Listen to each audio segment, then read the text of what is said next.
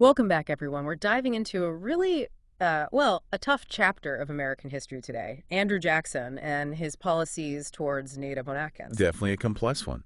And we'll be exploring it through excerpts from the American History Tellers podcast, specifically their episode, A Great White Father. Great White Father. That title itself already gives you a sense of the perspective we're dealing with, doesn't it? Yeah, it hints at the paternalistic view that many held towards Native Americans at the time. Paternalistic meaning.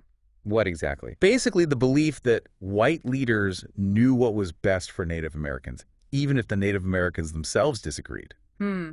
Yeah. I can see how that would lead to some serious problems. Oh, absolutely. To really grasp the mindset, the podcast starts as in 1830 with this fictionalized account of a congressman struggling with the Indian Removal Act. Oh, so it's like we're dropped right into the action. Yeah. You can feel the pressure from President Jackson, but also the moral dilemma. Like, this congressman knows what's about to happen is wrong, but he's caught in the middle. I bet that was a common feeling at the time, like knowing something is wrong, but feeling powerless to stop it. Yeah, the podcast really drives that home. And it shows how Jackson, even with his image as a champion of the common man, he can be incredibly forceful to get his way. Right, because sometimes we forget that these historical figures were real people making decisions with huge consequences. And this wasn't just some policy debate. This was people's lives, their homes, their entire cultures at stake. So before we get into the act itself, who exactly are we talking about? Which tribes were most affected? The podcast focuses on the 5 civilized tribes: the Cherokee, Creek, Choctaw, Chickasaw, and Seminole. Civilized tribes. That phrase alone feels, well, problematic, doesn't it? Yeah, it really highlights how white settlers viewed these nations. These tribes had sophisticated societies, farming, livestock, their own governments. They weren't the stereotypical image of the savage that was often used to justify mistreatment. So was it just about the land then? Why target these tribes specifically? Land was definitely a factor, especially in the South, where land for cotton was highly sought after. Right, makes sense. More land, more cotton, more money. But there were deeper fears, too. A lot of white Southerners, they saw Native American independence as a threat to slavery. Really? I hadn't thought about that connection before. Some tribes had ties with free black communities, even offered refuge to escaped slaves.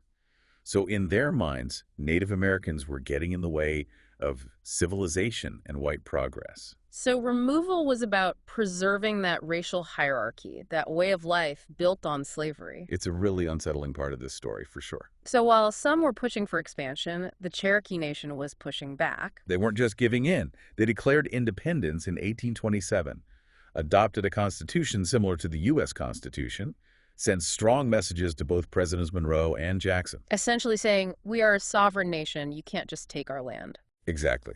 Challenging that whole idea that they were wards of the state, that they needed guidance. They had their own laws, their own way of life, and they were prepared to fight for it. Which makes Jackson's whole argument for the Indian Removal Act, well, even more complicated, right? Oh, yeah.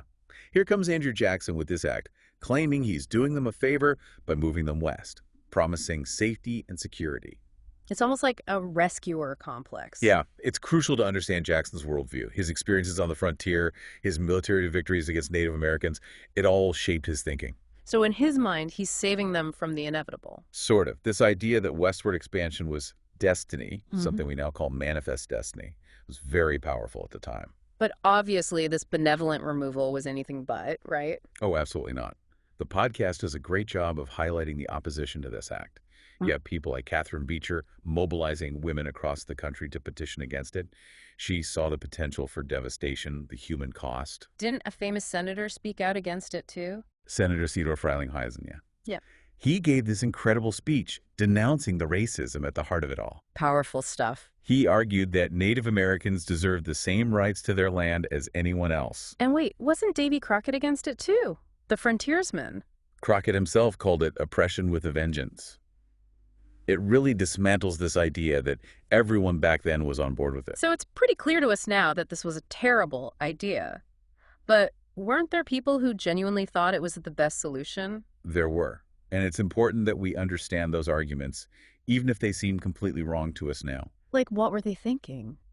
For many, especially in the South, granting Native Americans rights was seen as a slippery slope. like it would inevitably lead to granting enslaved people rights. So it all circles back to preserving that power structure, keeping slavery intact. Exactly. Removing Native Americans was a way to protect the racial hierarchy that their entire way of life depended on. It's a lot to take in. Definitely. And it's important to remember these interconnected issues, these fears and motivations, because they help explain how this policy gained support. It wasn't just a debate in Congress either, right? The podcast talks about this play called Metamora, which really stirred things up. Metamora is such a fascinating example of how art and politics were intertwined at the time. It was just a play, though. Why such a strong reaction? The actor, Edwin Forrest, he played the Native American chief with such passion and intensity it moved audiences.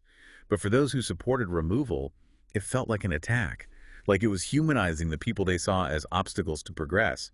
They actually got some performances canceled. Wow. Can you imagine something like that happening today? A play causing such a political firestorm? It's a good reminder of how differently things worked back then and how deeply divided the country was on this issue. So with all this pressure, what did the Cherokee Nation do? They decided to fight back in court. And this leads to two landmark Supreme Court cases that are absolutely crucial to this story. The first one, Cherokee Nation v. Georgia in 1831. Wait, before we get into those cases, I think we need to pause for a second. This is a lot of information, and I want to make sure everyone listening is following along. So, what are the key takeaways so far? Yeah, good idea. It's easy to get lost in the details, but what's really fascinating here is the clash of worldviews. You have the Cherokee Nation fighting for their right to exist, to govern themselves, directly challenging the U.S. government's view of them. And then you have Jackson, with his background and experiences, believing he knows what's best, acting out of this paternalistic sense of duty. Right, and those who supported him, driven by fear and anxieties about their way of life, about slavery. This wasn't just about land, it was about power, about control, about preserving a system built on racial inequality. And the consequences were devastating. Absolutely, but we're not done yet. Those Supreme Court cases, they take this story in a whole new direction. All right, so the Cherokee Nation, they take their fight to the Supreme Court. What happens in these cases? Well, the first one, Cherokee Nation v. Georgia, back in 1831, it was a setback. The court basically said they didn't have the authority to rule on a domestic dependent nation like the Cherokee. So they weren't even considered a foreign nation. Not in this ruling, no. But the Cherokee, they didn't give up. And their next case, Worcester v. Georgia in 1832, that was huge. What happened there? The Supreme Court, led by Chief Justice John Marshall, ruled in favor of the Cherokee, said that Georgia's actions were unconstitutional. Wow, that's a big win. So that's not the removal, right? You'd think so, wouldn't you? Yeah. But sadly, no. This is where we see Jackson's famous defiance of the court. Defiance. He's quoted as saying, "John Marshall has made his decision, now let him enforce it." Seriously, the highest court in the land rules in their favor, and he just ignores it. Really shows Jackson's personality there. Yeah. He was completely set on this removal no matter what. And the Cherokee. This defiance had devastating consequences for them, and other tribes too. That's where we got the Trail of Tears, right? The forced relocation. Tell us more about that. The Trail of Tears, it's just awful. Thousands upon thousands of Native Americans forced from their homes, marched west in just terrible conditions. The podcast mentions this French historian Alexis de Tocqueville. Yeah, he actually saw the Choctaw Nation being removed, talked about their suffering, how they just persevered through unimaginable hardship.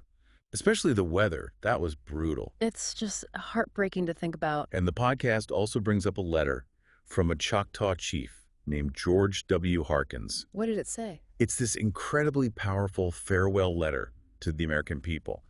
Harkins talks about the Choctaw desire for freedom, reminds everyone of America's own fight for independence. But here they were, being forced to buy their freedom from the very people who fought for theirs. Wow, the irony is just painful. It really is. Harkins even addresses Jackson directly, someone he once considered an ally. You can sense that feeling of betrayal. It really shatters this idea that Jackson was doing what he thought was best for them. Yeah, and, it wasn't just a Southern issue, right? The podcast talks about Black Hawk's War up in the Northwest. So the Removal Act wasn't just for the 5 civilized tribes. No, it applied to all Native Americans east of the Mississippi.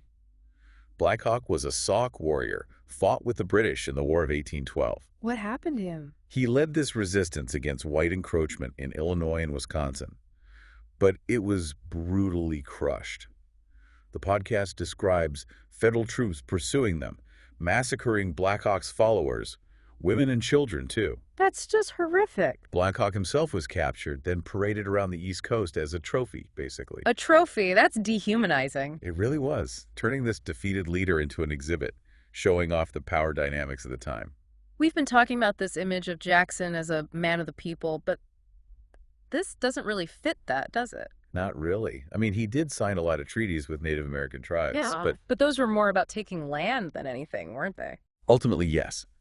Millions of acres acquired through these treaties. And Jackson, with that paternalistic view, he genuinely believed he was protecting them from what he saw as harmful assimilation. But shouldn't they have had the choice? Exactly. You're hitting on the core problem here. Those treaties were often coerced, and even when tribes agreed to relocate, they faced unimaginable hardship. The Trail of Tears, that's a lasting reminder of those broken promises, those devastating consequences. It's hard to see any good coming from this. It's a difficult part of our history to grapple with, for sure. And it wasn't even Jackson who had to fully implement the act. Really? Who did? His successor, Martin Van Buren, imagine inheriting that mess. Oh, wow. Van Buren was already dealing with an economic crisis, tensions over slavery, and now this. Tough situation. So we've seen the legal battles, the different perspectives, the human cost. What does all this mean for Jackson's legacy? How do we even begin to understand it? That's the million-dollar question, right? How do we reconcile his image as this champion of the common man with what happened to Native Americans? He's a complicated figure, that's for sure. Definitely. We can recognize his accomplishments while also acknowledging the terrible impact of his policies. It reminds us that history isn't simple. It's not black and white. And that's what we've tried to do here, right? Go beyond those simple labels and understand the complexity. Right. And I think that complexity helps us learn more, understand more.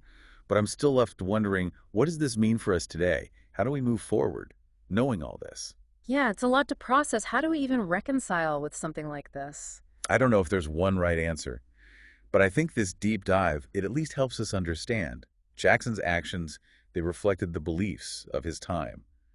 But the impact, well, it's still felt today. It's not like we can just erase history, right? Exactly. And honestly, trying to would be a mistake. Acknowledging the complexity, that's the key. The good and the bad, and learning from it all. We've been focused on the Cherokee, but so many tribes were affected. Does this still impact Native American communities today? Oh, absolutely. Loss of land, cultural disruption, economic hardship, the fight for sovereignty, that's still ongoing for many tribes. So in a way, Jackson's vision of expansion, it's still playing out. In many ways, yeah. And I think this deep dive has shown us the dangers of that paternalistic thinking. Assuming one group knows what's best for another, even with good intentions. It's a pattern we see throughout history. It makes you wonder, what if things had been different? What if the Cherokee had stayed on their land? It's hard to say, of course.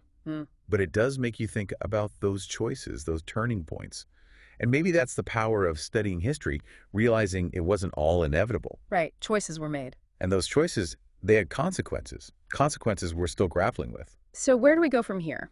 How do we honor those who suffered while also working towards a better future? Education, that's a big part of it. Learning this history, understanding the nuances, questioning what we've been told. And maybe being aware of those same patterns today, those echoes of the past when they pop up. Exactly. Because as we've seen with Andrew Jackson, history isn't just facts and dates. It's choices and consequences. And those consequences, they shape our world today. Well said. That's something to think about for sure. Thanks for joining us for this deep dive. It's been a heavy one, but a necessary one. Understanding our past, that's how we build a better future.